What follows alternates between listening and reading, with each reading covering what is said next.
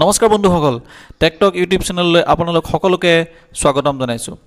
University grant কমিছনৰ ফালৰ পৰা অৰ্থাৎ ইউজিচিৰ ফালৰ পৰা কেই ঘণ্টামানৰ আগতে এখন নটিফিকেশ্যন ওলাইছে বিশ্ববিদ্যালয় আৰু মহাবিদ্যালয়ৰ ছাত্ৰ-ছাত্ৰীসকলৰ বাবে এই নটিফিকেশ্যনখন খুবেই গুৰুত্বপূৰ্ণ গতিকে ভিডিঅ'টোত মই আপোনালোকক সেই নটিফিকেশ্যনখনত ইউজিচিয়ে কি গুৰুত্বপূৰ্ণ কথা কৈছে এই আটাইখিনি কথা কম অনুগ্ৰহ কৰি ভিডিঅ'টো স্কিপ নকৰি শেষলৈকে চাব বন্ধুসকল UGC revised guidelines on examination and academic calendar for the universities in view of COVID-19 pandemic. অৰ্থাৎ COVID-19 মহামাৰীৰ পৰিপ্ৰেক্ষিতত UGCয়ে পৰীক্ষা আৰু একাডেমিক ক্যালেন্ডাৰ সন্দৰ্ভত ৰিভাইজ গাইডলাইন ইস্যু কৰিছে 6 জুলাই অৰ্থাৎ আজি অনুষ্ঠিত হোৱা এক্সপাৰ্ট কমিটিৰ বৈঠকৰ ওপৰত যি সিদ্ধান্ত হৈছিল সেই সিদ্ধান্ত অনুসৰি UGCয়ে এই নটিফিকেশ্যনখন জাৰি কৰিছে এই নটিফিকেশ্যনখনত মূলতঃ কেইটামান কথাত গুৰুত্ব দিয়া হৈছে প্ৰথম কথাটো হৈছে mode of terminal semester final year examination 1920 ইয়াত তেওঁলোকে কৈছে যে the universities are required to complete the examinations by the end of September 2020 in offline pen and paper online blended online plus offline mode following the prescribed protocols guidelines related to COVID-19 pandemic অৰ্থাৎ final year ষ্টুডেণ্টৰ বাবে মহাবিদ্যালয় আৰু বিশ্ববিদ্যালয়ৰ final year ষ্টুডেণ্টৰ বাবে পৰীক্ষা সেপ্টেম্বৰৰ শেষ ভাগত অনুষ্ঠিত হ'ব লাগিব অৰ্থাৎ সেপ্টেম্বৰৰ ভিতৰত কমপ্লিট হ'ব লাগিব আৰু এই পৰীক্ষা অফলাইন বা অনলাইন বা অফলাইন আৰু অনলাইন দুইটা প্ৰক্ৰিয়াৰ মাজেৰে সম্পন্ন হ'ব পাৰে আৰু এই পৰীক্ষা COVID-19 পেণ্ডেমিকৰ ওপৰত জাৰি হৈ থকা প্ৰট'কল আৰু গাইডলাইন অনুসৰি অনুষ্ঠিত হ'ব লাগিব দ্বিতীয়তে তেওঁলোকে আৰু এটা গুৰুত্বপূৰ্ণ কথা কৈছে provisions of examination through special chance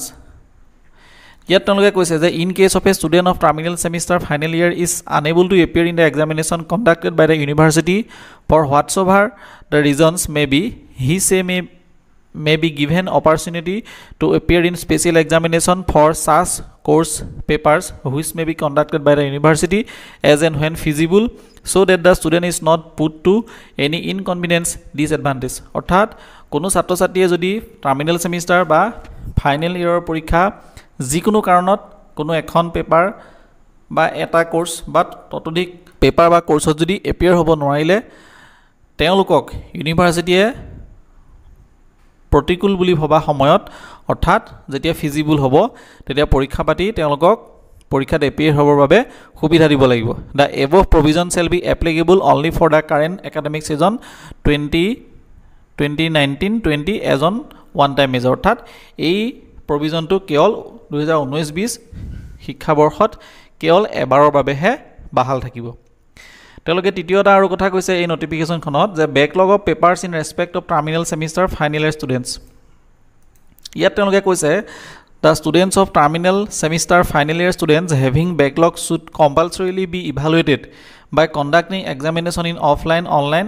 blended mode as per feasibility and suitability অৰ্থাৎ ফাইনেল সেমিষ্টাৰ বা ফাইনেল ইয়াৰ ষ্টুডেণ্টৰ যদি কোনো পেপাৰত বেক আছিলে গতিকে তেওঁলোকক কম্পালচৰিলি ইভালুৱেট কৰিব লাগিব পৰীক্ষাৰ মাধ্যমেৰে আৰু এই পৰীক্ষা অফলাইন হ'ব পাৰে অনলাইন হ'ব পাৰে বা অফলাইন অনলাইন দুইটা মাধ্যমে হ'ব পাৰে চতুৰ্থতে তেওঁলোকে কৈছে যে the guidelines regarding intermediate semester year examinations will remain unchanged as notified on 29 April 2020 অৰ্থাৎ মিড টাৰ্ম বা ইণ্টাৰমিডিয়েট সেমিষ্টাৰ বা ইয়াৰৰ এক্সামিনেশ্যনবিলাক 29 এপ্ৰিলত জাৰি কৰা অধিসূচনা বা নটিফিকেশ্যন অনুসৰি অনুষ্ঠিত হ'ব 5 নম্বৰ পইণ্টত কৈছে the relevant details if needed be pertaining to the admissions and academic calendar in the universities and colleges shall be issued separately in place of those mention in the earlier guidelines issued on 29 April 2020 অৰ্থাৎ যদি প্ৰয়োজন হয় তেতিয়াহ'লে admission আৰু academic calendar সম্বন্ধীয় অধিসূচনা যিখন পূৰ্বতে 29 এপ্ৰিলত জাৰি কৰা হৈছিল তাৰ ৰিভাইজ গাইডলাইন ইউনিভাৰ্চিটি গ্ৰান্ট কমিছনে অৰ্থাৎ ইউজিচিয়ে যথা সময়ত নটিফাই কৰিব গতিকে এই অধিসূচনাখনৰ পৰা আমি দুটা কথাই অতি গুৰুত্বপূৰ্ণ বুলি বিবেচনা কৰিব পাৰোঁ যে প্ৰথম কথাটো হৈছে যে ফাইনেল ইয়াৰৰ ষ্টুডেণ্ট বা ফাইনেল সেমিষ্টাৰৰ ষ্টুডেণ্টৰ বাবে ছেপ্টেম্বৰৰ ভিতৰত পৰীক্ষা সম্পন্ন হ'ব লাগিব আৰু যিবিলাক মিড টাৰ্ম বা মিড সেমিষ্টাৰ এক্সাম আছে সেই এক্সামবিলাক 29 এপ্ৰিলত ঘোষণা কৰা যিখন অধিসূচনা আছিলে ইউজিচিৰ ফালৰ পৰা সেই অধিসূচনাখনৰ অনুসৰি অনুষ্ঠিত হ'ব ইউজিচিৰ এই সিদ্ধান্তৰ ওপৰত কেন্দ্ৰীয় মানৱ সম্পদ উন্নয়ন দপ্তৰৰ মন্ত্ৰী ডক্টৰ ৰমেশ পোখৰিয়াল নিশাংকেও এটি টুইট কৰিছে সেই টুইটটোত তেখেতে কৈছে যে the UGC has revise its earlier guidelines related to university examination in view of the safety, career progression and placement of the students and their larger interest after consulting with HMO India অর্থাৎ Home Ministry of Office India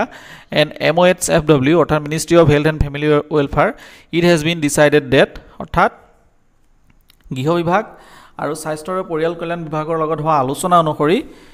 ইউজিচিয়ে এই guideline issue কৰিছে লগতে তেওঁ দ্বিতীয় টুইটত কৈছে যে intermediate semester students will be evaluated based on terminal assessment as per earlier issued guidelines অৰ্থাৎ 29 এপ্ৰিলত